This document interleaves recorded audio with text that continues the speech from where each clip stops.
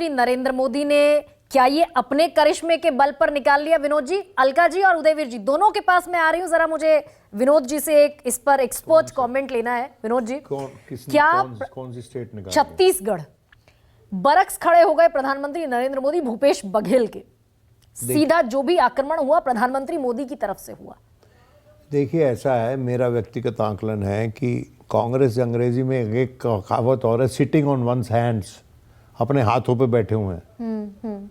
जब आप अपने हाथों पे बैठे हुए हैं तो आप कश्मकश क्या करेंगे? ये कॉम्प्लेसेंसी की जो बीमारी थी ये मध्य प्रदेश में भी थी और छत्तीसगढ़ में भी थी और काफ़ी हद तक राजस्थान में भी थी। Taking the voter for granted, कभी भी ये गलती किसी भी राजनेता को नहीं करनी चाहिए और कांग्रेस को लगता था कि it was taking the voters for granted. मैं ये मानता हूँ कि राजस्थान में अगर हाथ पकड़ के एक दूसरे का सचिन पायलट और अशोक गहलोत कैंपेन करते तो उसका अद्भुत असर होता। जगह जगह जहाँ हम गए वहाँ पर कई लोगों ने इस बात को इंगित किया कि अशोक गहलोत और सचिन पायलट साथ साथ क्यों नहीं चल रहे। जहाँ तक मेरी जानकारी है, सचिन पायलट को दिवाली के बाद हेलीकॉप्टर दिया गया, वो भी राहुल गांधी के हस्तक्षेप के बाद, और उन्होंने उस वक्त कैंपेन किया और जहाँ तक मेरी जानकारी है उन्होंने भरकस कैंपेन किया, यहाँ तक कि आखिरी दिन, क्योंकि जिस इलाके में वो थे वहाँ प्रधानमंत्री भी थे तो वहाँ उनका चॉपर नहीं उड़ सका, तो अपनी कॉन्स्टिट्यूंसी में भी रात को 7:30 बजे पहुँचे। देखिए, मैं ये नहीं कह रहा हूँ कि सचिन ने ज़्यादा काम किया है या गहलोत साहब ने कम काम किया है। गहलोत साहब ने एक ऐसी फाउंडेशन बना दी इस अपने कार्यकाल में जिसके चलते आज के दिन 69 सीट्स हैं कांग्रेस की। जब कांग्रेस हारती थी तो बहुत बुरी तरह से नीचे चली जाती थी। हाँ, इस बार 163 अगर वसुंधरा अपने दम पर ले आई तो बची कितनी सीटें? 200 में से। तो ऑनरेबल डिफीट है कांग्रेस की। और जिस तरह से संजय साहब ने भी बताया कि वोट परसेंटेज में वो थोड़ा सा बीजेपी से आगे है by a few points. BJP से पीछे है by a few points, only by a few points. But sir, defeat is defeat. No, that of course देखिए, again I am saying that when the Congress won in Madhya Pradesh last time, it was by a fraction of a vote difference. It happens almost every time. और रही बात corruption की, तो ये सीख मुझे बहुत बरस पहले मिल गई थी। सुखराम जी पे भरपूर आरोप लग रहे थे और मैं हिमाचल में उतरा और टैक्सी में बैठा और वो उसी इलाके का था जिस इलाके से सुखराम जी आते। तो मैंने कहा, भाई ये सुखराम जी पे तो बड़े आरोप है नॉल दैट। कहता, जी हमको क्या, हमारे यहाँ जब बाढ़ आई थी, सैलाब आया था, उनके दिए हुए टेलीफोन से ही हम एक दूसरे को अलर्ट किए थे और लोगों ने गांव खाली किए थे। हमको जब तक वो साधन वो पहुंचा रहे हैं, वो कहाँ से पैसा लाते हैं, किस तरह से इलेक्शन लड़ते हैं, हमें उससे कुछ लेना देना नहीं है। जैसा कि अभी संजय ने कहा कि डिलीवरी इज मोर इम्पॉर्टेंट, कि आपकी डिलीवरी लोग कितनी सक्षम है, जो लोगों को आप रिलीफ पहुंचा रहे हैं। तो यानी कि भूपेश बघेल की डिलीवरी में कहीं खामी रही? देखिए, डिलीवरी में भी खामी रही और जो थ्रस्ट होना चाहिए इलेक्शन में उसमें भी खामी रही, क्योंकि वहां पर एक हमारे कोलीग गए थे और उनका ये मानना था कि कांग्रेस विकट परिस्थिति में है, खासकर ट्राइबल एरियाज में जहां पर कांग्रेस की। बिरसा मुंडा की जयंती पर प्रधानमंत्री पहुंच गए, 24,000 करोड़ की उन्होंने सौगात दे दी, इसका कोई इम्पैक्ट आप देख रहे हैं? ये आदिवासियों की जब बात होती तो ज़हन में सवाल आता है। बड़ी बड़ी अनाउंसमेंट से ओवरनाइट इम्पैक्ट नहीं होता। हाँ। खामी रही, कांग्रेस की खामी रही और बीजेपी का वादा रहा, दोनों का सम्मिश्रण जो था इस नतीजे पे पहुंचा। लेकिन जो भूपेश बघेल थे, वो मेरे को लग रहा था कि वो ज़्यादा कॉन्फिडेंट हैं। इतना कॉन्फिडेंट कभी भी किसी इलेक्शन में नहीं उतरना चाहिए। हमेशा देखिए, जनता तो सिनिकल होती है, जीतता वो है जो पॉलिटिशियन जो खुद सिनिकल हो अपनी सपोर्ट बेस के बारे में। बिल्कुल। तो ऐसे में अलका लांबा, अब आप मुझे बस ये भी बताइए, आप बड़े ऑप्टिमिस्टिक हैं, बहुत सकारात्मक हैं इंडिया गठबंधन को लेकर, लेकिन इंडिया गठबंधन के दो सहभागी मेरे सामने बैठे हैं, दो अलग अलग विंडो में, तस्वीरों में, और दोनों के बीच की जो रस्साकशी है दिख रही है अलका। ऐसे में वाकई क्या एक इंट्रोस्पेक्शन की जरूरत इस इंडिया ब्लॉक को भी है क्या? ये मैं फिर कह रही हूँ, इंडिया ब्लॉक में 6 तारीख को बंद कमरे में 28 राजनीतिक दल और उनके शीर्ष नेतृत्व बैठेगा, बात होगी, मैं उस पर कोई बात नहीं करती, पर थोड़ी चिंता हो रही है जिसे संजय कुमार जी बेहतर जानते होंगे, मैंने आकलन नहीं किया। समाजवादी प्रवक्ता बोल रहे हैं, शायद उन्होंने आकलन कर लिया है कि हमें जो बोल रहे हैं नोटा से कम वोट मिला, उस कम वोट में भी सीधा उन्होंने हमें 35 सीटों का नुकसान किया है। ये तो बहुत बड़ी बात है ना।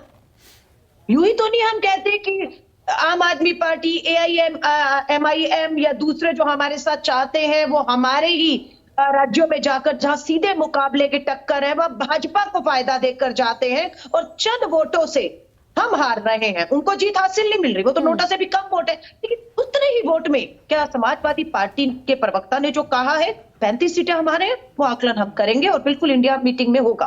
परसेप्शन की बात मैं सिर्फ गरिमा जी कहूंगी, आपने बताया छत्तीसगढ़ में महादेव ऐप के जिस आरोपी पर आरोप थे वो कोर्ट में उसने मुकर गया कि उसने ऐसा कुछ पैसा लिया नहीं। अब बात ये होती है कि ये झूठ बोला किसने? गंगा ऊपर से नीचे तक बहती है। प्रधानमंत्री जी ने बीच चुनाव में छत्तीसगढ़ में ईडी, राजस्थान में ईडी, महादेव ऐप का झूठ, अब महादेव ऐप पे बात ही नहीं, उसकी जांच पे बात नहीं, भ्रष्टाचार खत्म, चुनाव खत्म, मुद्दा खत्म। लेकिन उस मुद्दे से इन्होंने पूरा परसेप्शन बदला, हवा बदली और उसमें जितने भी मुद्दे थे नहीं आप, लेकिन फिर अलका जी ये सवाल भी है ना भाई, आप अपना डिफेंस नहीं कर पाए, आप भी तो अपने डिफेंस को स्ट्रांगली प्रोजेक्ट नहीं कर पाए। गरिमा जी 2 डिफेंस है, मैं आपसे सहमत हूँ। जो मध्य प्रदेश छत्तीसगढ़ में महादेव ऐप, ईडी, कोर्ट था, वो अपने समय अनुसार चलना था और वो जब चला, सच्चाई सामने आई, तब तक देर हो चुकी थी। लेकिन हाँ, राजस्थान में मैं आपसे सहमत हूँ कि प्रधानमंत्री खुद जाकर झूठ बोलते हैं कि कन्हैया लाल के हत्या 1 साल से जांच तो अमित शाह जी के गृह मंत्रालय का NIA कर रहा है और 1 साल से कर रहा है, क्यों फांसी के तख्ते पर नहीं चढ़ाया? वो भाजपा का कार्यकर्ता था और वहां पर बेल मिली है आरोपियों को पिछले 1 साल में। हाँ, हम यहाँ चूक गए कि वो झूठ बोलते रहे और हमारा सच उनसे 1 कदम पीछे रहा और ध्रुवीकरण हुआ और चुनाव वो जीत गए, लेकिन सच्चाई सामने आई। और भी कई जगह चूके अलका जी, और भी कई जगह आप चूके। आपको ये स्वीकार करना पड़ेगा कि सेंट्रल लीडरशिप को आपके और ताकतवर और स्ट्रॉन्ग टेक रखना पड़ेगा, क्योंकि हम क्षेत्रीय क्षेत्रों की बात करते हैं भारतीय जनता पार्टी में। भाई वसुंधरा राजे सिंधिया वो ताकत दिखा पाए, वसुंधरा राजे सिंधिया जैसी स्ट्रॉन्ग क्राउड पुलर को साइडलाइन कर दिया एक तरीके से अंत तक। शिवराज सिंह चौहान जैसे लॉन्गेस्ट सर्विंग CM को साइडलाइन कर पाए, और आप ये नहीं कर पाए कि आप टिकट तक सेंट्रल लीडरशिप की मर्जी से दे पाए हो सारे राज्यों में। बात सुनिएगा मेरी, आप कुछ भी कर लीजिएगा, 19 में हुआ क्या? पुलवामा होता है, शहीदों के शवों के इर्द गिर्द प्रधानमंत्री जी घूमते रहते हैं जब तक देश भर के गांव-गांव में वो लाइव प्रसारण नहीं जाता और मोदी जी ये नहीं कहते 18 साल का वोटर पुलवामा के शहीदों को याद करते हुए कमल पर वोट दे। पूरा चुनाव बदल गया, हारती हारती बीजेपी जीत गई। अब हमें मालूम नहीं, लेकिन मतदाता वो तो देखिए, हम डेमोक्रेसी में अलका जी वोटर के विवेक पर छोड़ते हैं ना। गरीबी, महंगाई, बेरोजगारी मुद्दे खत्म हो गए और हमें फिर वही चिंता है कि अब राम मंदिर के निर्माण का राजनीतिकरण होगा। हम इस निर्माण का स्वागत करते हैं, बेसब्री से देश के 140 करोड़ लोगों को उसका इंतजार है। हम भी जाना चाहेंगे वहां पर रामलला के दर्शन के लिए, लेकिन उसका राजनीतिक करना नहीं। लेकिन अलका जी आप बताइए, मैं 2013 से पहले की तस्वीर सोच रही हूँ। 2013 से पहले सुषमा स्वराज, स्मृति ईरानी, जितने भी बीजेपी के लीडर्स थे, सब सिलेंडर लेकर, सब्जियों की माला पहनकर सड़कों पर नजर आते थे। लेकिन अभी तक, आज दिसंबर के महीने पर बैठकर बात कर रही हूं, आप बताइए कांग्रेस के कौन से नेता महंगाई को लेकर या बेरोजगारी को लेकर सड़क पर नजर आते हैं? सारा वोट ट्विटर पर नजर आ जाता है जल्दी से। हाँ, बहुत अच्छा आपने कहा, मुद्दों पर होता था, महंगाई, बेरोजगारी, सर पे सिलेंडर होता था, तभी मजबूर होकर हम 500 का राजस्थान में अगर दे रहे थे तो 450 की घोषणा प्रधानमंत्री जी को करनी पड़ती है, क्योंकि तब मुद्दों पर होता था। आज भावनाओं पर, आस्था पर, धर्म पर, शहीदों पर वोट मांगकर पूरा नैरेटिव सेट हो रहा है और मुद्दे पीछे रह जाते हैं। ये देश को सोचना होगा कि बेरोजगारी, महंगाई आपको तंग कर रही है, नहीं कर रही। बेटियों के साथ चाहे हरियाणा की हो, मणिपुर की हो, जो अत्याचार अन्याय हुए हैं वो मुद्दे हैं या नहीं है, लेकिन अंत में भावनाओं से खेलना, ये सब चीजें, आस्था से खेलना, ये भाजपा इसमें माहिर है। ठीक है। और मुझे नहीं लगता तो देखिए, है मैं अपनी विचारधारा अलका लांबा भाई, आप बैडमिंटन कोर्ट में हैं, आप बैडमिंटन कोर्ट में है, आप फुटबॉल ग्राउंड में है, तो जो कॉम्पिटिटर सामने खड़ा है उसकी स्ट्रेंथ, उसकी वीकनेसेस के हिसाब से अटैक करेंगे ना आप। लेकिन तो इनसे ना, मैंने प्रधानमंत्री को सुना, ये धन और बल और ताकत में, मशीनरी में हम उनका मुकाबला नहीं कर सकते, क्योंकि वो सत्ता में बैठे हैं। मुद्दों पर लड़िए, मुद्दों पर आइए निकलकर। ऐसे में तो इनसे ना, महंगाई और बेरोजगारी भारत जोड़ो यात्रा के मुद्दे रहे और है, किसानी। तो क्या एक और सवाल अलका लांबा, क्या दिसंबर के आखिर में भारत जोड़ो यात्रा शुरू होने वाली थी, हो रही है? नहीं, भारत जोड़ो यात्रा कभी रुकी ही नहीं। ये गलतफहमी है कि भारत जोड़ो उसका स्वरूप बदला है। वो यात्रा निरंतर अभी भी जारी है। वो मिजोरम में भी हुई, वो मणिपुर में भी राहुल गांधी जाते हैं जहां प्रधानमंत्री जी हिम्मत नहीं दिखा पाए। तो वो यात्रा अभी निरंतर जारी है।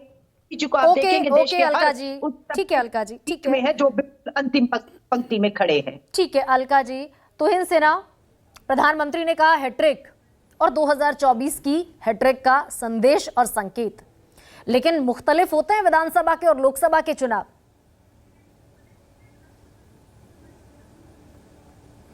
आपको कोई शक है हैट्रिक नहीं होगा? ऐसा विधानसभा और लोकसभा के चुनाव निश्चित रूप से अलग होते हैं, लेकिन लोकसभा में तो वैसे भी जो है लोग देश के बारे में सोचते हैं, देश के भविष्य के बारे में सोचते हैं। देखिए, कांग्रेस अपना डेटा अपडेट नहीं कर पाती। राहुल गांधी कहते हैं कि आज भी जो है मेड इन चाइना के फोन आते हैं। मैं डेटा के साथ आपको बता सकता हूं, 98% जो फोन आज भारत में सर्कुलेशन में है वो भारत में पूरी तरह असेंबल्ड है। मैं भी बहुत सावधानी से असेंबल्ड वर्ड यूज कर रहा हूं।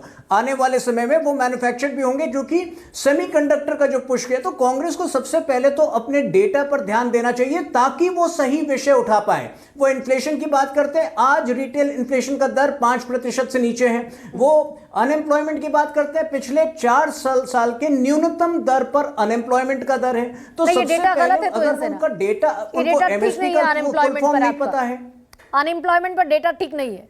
10.06 विषय पर बात ही नहीं कर सकते। हम चाहते हैं कि सही विषय पर बात हो, और ग्रामीण इलाकों में तो और ज्यादा है, 10.86 समथिंग है। डेटा देखिए, नहीं तो फिर आप जनता की विवेक पर शक कर रही हैं गरिमा जी। आप भी जनता के विवेक पर शक करना बंद करिए। कांग्रेस करती आई और कांग्रेस भुगत रही है। आप भी अगर जनता के विवेक पर शक करेंगी, ये डेटा, आप कौन सा डेटा, रिटेल इन्फ्लेशन का डेटा देखिए, आपको 5% नहीं, मैं इन्फ्लेशन की बात नहीं कर रही हूं, मैं एम्प्लॉयमेंट की बात कर रही हूं। तो न्यूनतम स्तर पर है, इन्फ्लेशन की बात नहीं कर रही हूं, मैं एम्प्लॉयमेंट की बात कर रही हूं। एम्प्लॉयमेंट 10.06 दर भी 4 साल के न्यूनतम रिपोर्ट पर है। सीएमआई का भी आप डेटा देखिए, और एसबीआई का भी एक हाल में रिपोर्ट पब्लिश हुआ है। 4 साल के न्यूनतम स्तर पर अनएम्प्लॉयमेंट का भी डेटा है। मैं भी अगर कांग्रेस मैं भी सीएमआई के ही डेटा को कोट कर रही हूं, लेकिन क्योंकि आज जो है, आज विक्टोरियस है भारतीय जनता पार्टी, इसलिए संजय जी अब यहां से वो जो आज ही वाइसा वर्सा एनडीए वर्सेस इंडिया, अपने गिरबान में झांकते हैं कर्नाटक के हार के बाद, चूंकि हम अपने गिरबान में झांके, हमने आत्मनिरीक्षण की और हमने सुधार किए। आ रही हूँ देवीर जी, आप ही के पास आ रही हूँ, एक सेकंड करने के लिए हमको नहीं, मैं आप ही के पास आ रही हूँ देवीर जी, बस 1 सेकंड का, मुझे 10 सेकंड का समय दीजिए। आप संजय को बुला चुकी हैं। अरे भाई उदयवीर जी 1 सेकंड रुकिए ना। तो इनसे ना बात पूरी कर लीजिए अपनी जल्दी से।